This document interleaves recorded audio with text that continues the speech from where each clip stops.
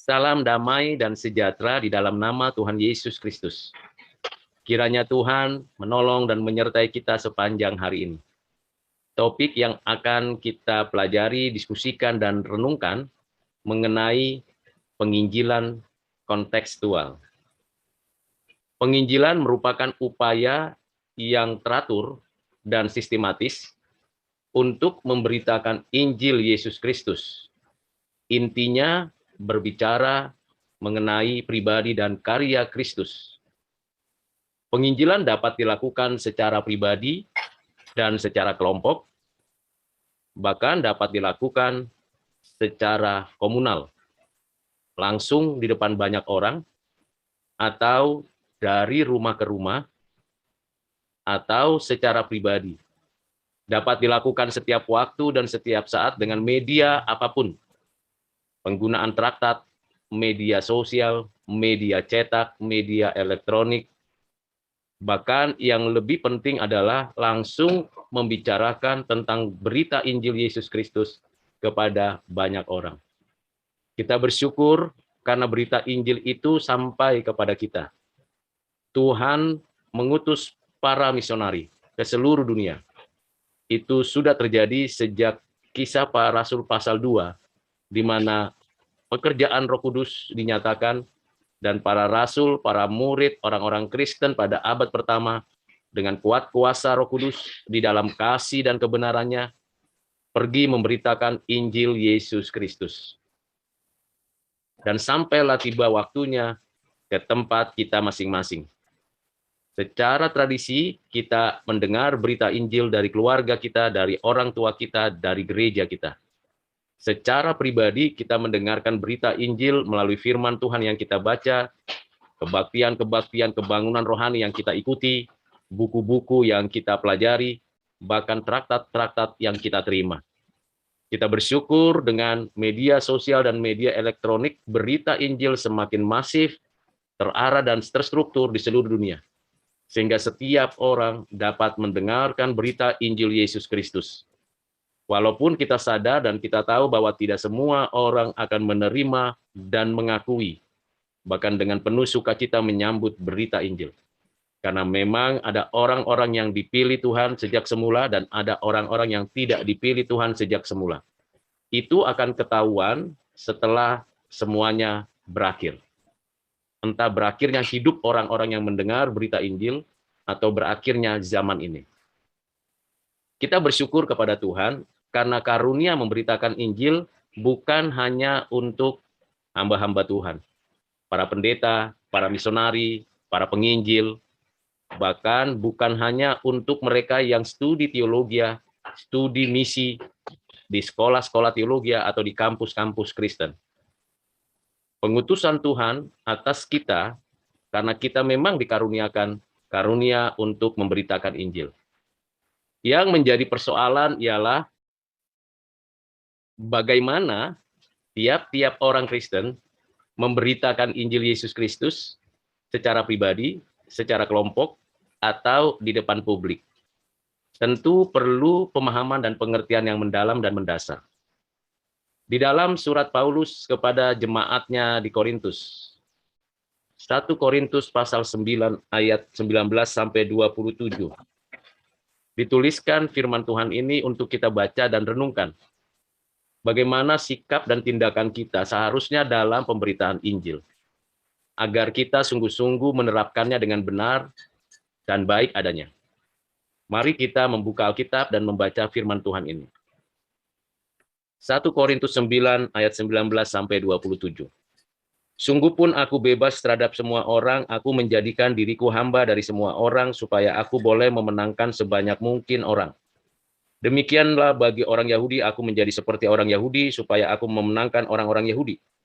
Bagi orang-orang yang hidup di bawah hukum Taurat, aku menjadi seperti orang yang hidup di bawah hukum Taurat, sekalipun aku sendiri tidak hidup di bawah hukum Taurat, supaya aku dapat memenangkan mereka yang hidup di bawah hukum Taurat. Bagi orang-orang yang tidak hidup di bawah hukum Taurat, aku menjadi seperti orang yang tidak hidup di bawah hukum Taurat, sekalipun aku tidak hidup di luar hukum Allah, karena aku hidup di bawah hukum Kristus, supaya aku dapat memenangkan mereka yang tidak hidup di bawah hukum Taurat. Bagi orang-orang yang lemah, aku menjadi seperti orang yang lemah, supaya aku dapat menyelamatkan mereka yang lemah. Bagi semua orang, aku telah menjadi segala-galanya, supaya aku dapat mungkin memenangkan seperti orang yang dari antara mereka. Segala sesuatu ini aku lakukan karena Injil, supaya aku mendapat bagian dalamnya. Tidak tahukah kamu bahwa dalam gelanggang pertandingan semua peserta berlari, tetapi bahwa hanya satu orang saja yang mendapat hadiah? Karena itu, larilah begitu rupa sehingga kamu memperolehnya. Tiap-tiap orang yang turut mengambil bagian dalam pertandingan menguasai dirinya dalam segala hal. Mereka berbuat demikian untuk memperoleh suatu mahkota yang fana, tetapi kita untuk memperoleh suatu mahkota yang abadi. Sebab itu aku tidak berlari tanpa tujuan, aku bukan petinju sembarangan saja memukul, tetapi aku melatih tubuhku dan menguasainya seluruhnya, supaya sesudah memberitakan Injil kepada orang lain, jangan aku sendiri ditolak. Demikianlah firman Tuhan yang kita baru saja dengar. Kita akan belajar bagian-bagian penting yang dapat kita renungkan dalam konteks kekinian kita. Sungguh pun aku bebas. Bebas tapi adaptif tanpa kompromi. Bebas, kita bisa memberitakan Injil kepada siapa saja. Paling tidak Rasul Paulus menuliskan 5 kelompok yang mendengarkan berita Injil. Kelompok orang-orang yang tunduk pada hukum Taurat, kelompok orang-orang yang tidak tunduk kepada hukum Taurat, kelompok orang-orang yang lemah, kelompok orang-orang yang tidak mengerti kebenaran, dan bahkan kalau bisa kita katakan ada kelompok yang bukan Yahudi dan kelompok yang Yahudi. Ada kelompok yang beragama dan yang belum beragama. Artinya, kelima kelompok itu menggambarkan adanya multikultural dan pluralitas kepercayaan. Dan kita bebas memberitakan Injil kepada mereka dengan cara yang bijak. Adaptif, artinya kita menyesuaikan diri kita dengan situasi yang mereka hidupi, yang mereka jalani. Tetapi kita tidak kompromi. Artinya kita tidak ikut-ikutan terlibat di dalam ibadah kepercayaan keyakinan mereka. Kita perlu memiliki suatu pengertian yang mendasar tentang hal ini. Hal yang perlu dipikirkan kembali, kata memenangkan sebanyak mungkin orang. Tentulah ini niat yang baik dan berkenan di hati Tuhan. Ketika kita pergi memberitakan Injil, melangkahkan kaki kita untuk menyampaikan berita Injil dengan berbagai media, dengan berbagai cara yang benar, adil, dan suci, maka ada niatan dalam hati kita bahwa mereka akan dibawa kembali kepada Kristus. Dimenangkan jiwa-jiwanya yang terbergalai atau yang terkuasai oleh kuasa gelap. Memenangkan jiwa. Ini adalah hal yang perlu kita pikirkan. Apakah mungkin kita dapat memenangkan jiwa manusia? Jawabannya tidak mungkin, karena yang memenangkan jiwa itu Tuhan. Tuhan yang melahirbarukan seseorang untuk percaya kepada karya keselamatan Kristus. Roh Kudus yang menerapkan karya penebusan Kristus itu pada setiap orang yang mendengarkan berita Injil. Jadi apa maksudnya Rasul Paulus mengatakan bahwa ia mau memenangkan banyak jiwa? Tentu ini adalah suatu niatan yang dituntun oleh Roh Kudus di dalam anugerah Allah, agar kiranya kuasa dosa, kuasa maut, kuasa setan yang mencengkeram orang-orang yang berada di dalam dunia yang gelap ini, yang masih hidup ini, mereka dibawa kepada Tuhan Yesus. Kuasa memenangkan jiwa itu yang dikaruniakan oleh Tuhan kepada tiap-tiap orang Kristen untuk membawa jiwa-jiwa kepada Tuhan. Namun di balik itu kita harus menyadari bahwa memang ketika kita memberitakan Injil, ada saja orang yang menolak, mencibir, tidak menyukai. Kita tidak boleh putus asa dan berhenti. Teruskan memberitakan Injil, seibarat batu besar, kalau kena tetesan air terus-menerus, setahun, 2 tahun, 3 tahun, mungkin puluhan tahun, barulah batu keras itu akan pecah atau akan terjadi perubahan. Begitu juga dengan setiap hati kita yang memberitakan Injil. Ketika kita terus-menerus memberitakan Injil tidak henti-hentinya, ada saja waktunya Tuhan menggerakkan hati mereka untuk percaya. Itulah niatan untuk memenangkan jiwa. Di sini dorongannya untuk kita termotivasi terus. Janganlah kita undur karena kesulitan. Janganlah kita tak bersemangat karena belum ada hasil. Karena memang Tuhanlah yang mengembangkan, menumbuhkan apa yang kita sudah tabur dan tuai, nanti penuaiannya dari Tuhan. Kita bersyukur, niatan ini mestinya harus ada di dalam hati kita. Hal yang ketiga yang dituliskan di dalam ayat-ayat yang baru saja kita baca dengarkan, kata hukum Taurat, hukum Allah, dan hukum Kristus. Dalam konteks waktu itu, hukum Taurat lebih ditekankan pada seremonial, ritual keagamaan Yahudi. Padahal kita tahu hukum Taurat tidak hanya itu. Isinya seharusnya lebih juga mempelajari hukum etika, hukum moral, dan hukum sosial. Karena itu Paulus membedakannya dengan istilah hukum Allah dan hukum Kristus. Hukum Allah berkaitan dengan keseluruhan hukum Tuhan sepanjang sejarah pemberitaan firman yang tercatat, yang ditulis, yang adalah firman Tuhan yang dibaca dari kitab Kejadian sampai dengan kitab Maleaki, bahkan sampai kitab-kitab Injil. Hukum Kristus berkaitan dengan prinsip mengasihi Allah dan mengasihi sesama. Jadi di sini Rasul Paulus ingin menekankan bahwa pemberitaan Injil itu membawa kita mengerti tentang hukum Allah secara utuh dan hukum Kristus yang kita terapkan, kasih. Dengan kata lain, kita memang tidak meminggirkan hukum Taurat secara seremonial. Buktinya kita beribadah tiap minggu, buktinya kita berdoa, bersyafaat, memuji Tuhan, mendengarkan firman Tuhan. Kita ikuti ritual-ritual keagamaan yang baik, sekalipun monoton atau tetap berkelanjutan dari minggu ke minggu, tetapi itu baik adanya. Itu memperlengkapi dan membentuk kita.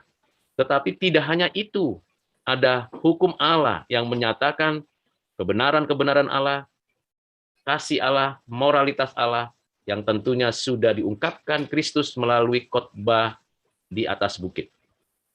Karena itu Bapak Ibu Saudara, dengan pemahaman ini mari kita telusuri lebih jauh lagi bagaimana pemberitaan Injil pada masa kini. Apa yang harus kita lakukan di dalam pemberitaan Injil tersebut untuk konteks kita masing-masing. Maka ada 5 hal yang perlu untuk direnungkan, dipelajari mengenai pemberitaan Injil atau penginjilan kontekstual. Kontekstual artinya pemberitaan Injil itu disampaikan kepada orang-orang tertentu secara konteksnya, konteks budaya, konteks zaman, konteks kebutuhan, konteks pergumulan, konteks satu bangsa, beragam konteks. Kita sebagai orang Kristen perlu belajar dengan semangat inkarnasi. Semangat inkarnasi, prinsip inkarnasi yang dinyatakan Kristus di dalam seluruh pelayanannya. Bagaimana ia memberitakan Injil dari kota ke kota, dari desa ke desa, kepada orang-orang Israel, kepada orang-orang non-Israel, kepada orang Samaria, bahkan kepada para ahli Taurat dan bukan ahli Taurat, semuanya kita telusuri di dalam kisah-kisah pemberitaan Injil Yesus Kristus itu kontekstual. Kontekstual berarti suatu upaya yang dilakukan untuk mengkontekstualisasi berita Injil Yesus Kristus kepada para pendengar. Kontekstualisasi artinya mengupayakan pemberitaan Injil dengan sarana komunikasi, kata, kalimat, bahasa yang dapat dimengerti oleh setiap orang yang mendengar, yang mau untuk bertindak dengan tepat ketika Injil diberitakan. Tentu semuanya di bawah tuntunan Roh Kudus, rancangan Allah, dan kasih-Nya nyata. Karena itu Bapak Ibu Saudara, 5 hal yang perlu kita lakukan atau yang perlu kita renungkan sebelum kita memberitakan Injil, melakukan penginjilan secara kontekstual. Pertama, pelajari dan persiapkan diri. Pelajari dan persiapkan diri kita. Pelajari berita Injil itu, intinya karya penebusan Kristus. Siapakah Kristus, karya penebusannya, dan seluruh inti iman Kristen. Itu perlu kita pelajari, lalu kita mempersiapkan diri. Kalau kita memberitakan Injil kepada suatu suku tertentu, etnis tertentu, kelompok tertentu, komunitas tertentu, orang tertentu, kita harus mempersiapkan diri. Para misionari sebelum pergi ke tempat-tempat di mana ia diutus untuk pergi memberitakan Injil sebagai utusan Allah, ia terlebih dahulu mempelajari budayanya, bahasanya, dan mencoba untuk menyesuaikan diri. Ambil contoh misionari bernama Nomensen yang pergi memberitakan Injil ke Tanah Batak. Dia mempelajari dulu suku Batak, bahasanya, budayanya, cara hidupnya, kebiasaannya. Sehingga walaupun sulit di daerah Tanah Batak, susah penyesuaiannya, tetapi akhirnya ia dapat memenangkan jiwa-jiwa orang Batak sampai sekarang. Begitu juga James Elliot dan orang-orang yang memberitakan Injil di Afrika, di benua Amerika, dan di negara-negara Asia lain. Selalu ada upaya mengomunikasikan berita Injil secara adaptif, tanpa kompromi. Inti pemberitaan Injilnya berasal dari Alkitab. Nah, inilah yang pertama sekali kita persiapkan. Yang kedua adalah tanamkan kasih dan kebenaran Allah kepada diri sendiri dan memohon belas kasihan Tuhan Allah, agar kiranya ketika kita pergi, kita dipenuhi dengan kasih Allah, dan kita dipimpin oleh kebenaran, dan kita sungguh-sungguh mengerjakan itu dengan baik. Apalah artinya kemampuan kita berpikir, kemampuan kita berdebat, kemampuan kita berteologi, kalau kita tidak menerapkan itu dengan kasih kepada orang lain. Gereja yang sehat, gereja yang sejati adalah gereja yang memberitakan Injil Yesus Kristus. Bapak, Ibu, Saudara, dan saya adalah gereja, anggota tubuh Kristus, jemaat Allah. Kita diberikan karunia untuk memberitakan Injil.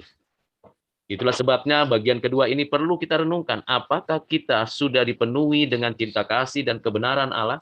Dan apakah kita sudah menerapkan itu kepada orang lain? Seperti Kristus dengan kasih-Nya, inkarnasi menjadi manusia, serupa dengan manusia, hidup di antara manusia, tapi tidak kompromi, tetap fokus untuk menyatakan kerajaan Allah. Inilah yang perlu kita tekankan dalam kehidupan kita. Berjumpa dengan orang yang berbeda dengan kita, kita harus memulai dengan cinta kasih. Tentu kita menyesuaikan gaya pakaian kita, cara hidup kita, lifestyle kita, bahkan yang paling penting di dalam berkomunikasi ialah bahasa kita. Kalau saya adalah orang Batak, maka pemberitaan Injil kepada orang Jawa, orang Madura, orang Dayak, dan suku-suku lain di Indonesia atau di Asia lain, maka saya harus menggunakan bahasa Jawa, bahasa Madura, bahasa Papua, karena mereka adalah orang-orang yang dikasih Tuhan. Saya perlu untuk belajar bahasanya, budayanya, kebiasaannya, untuk sampai berita Injil itu dinyatakan. Kalau hanya berteori tentang bagaimana memberitakan Injil, A sampai Z kita bisa jelaskan, tetapi kalau kita tidak dipenuhi dengan cinta kasih, maka kita tidak mau untuk menyesuaikan diri. Dari pakaian, dari cara berbicara, dan kita bersyukur di negeri Indonesia ini ada bahasa Indonesia. Gunakanlah bahasa Indonesia dalam pemberitaan Injil. Bukan karena kita lulusan dari Eropa, dari Amerika, atau dari negara lain, lalu kita menggunakan bahasa asing itu. Yang mana penduduk negeri kita di pedalaman, atau di kota kecil, di desa-desa, itu tidak mengerti. Kita yang harus dengan semangat inkarnasi, dengan penuh belas kasihan, menyesuaikan diri, belajar bahasa Indonesia dengan baik, dan memberitakan Injil dengan tepat. Yang ketiga adalah, ketika kita memberitakan Injil dengan penginjilan kontekstual, maka kita tidak terburu-buru. Tunggu dengan sabar, ada prosesnya, mulai dari perkenalan, persahabatan, perjumpaan antar budaya, perjumpaan antar pribadi, sampai interaksi yang karib itu mulai, karena kita akan bersama berjumpa, dan terus-menerus kita akan mengalami bersama hidup dengan orang-orang yang kita beritakan Injil itu. Lalu kita pada waktunya, sesuai dengan tuntunan dan pimpinan Roh Kudus, kita memberitakan Injil. Tidak perlu terburu-buru, karena Tuhan yang menentukan waktunya.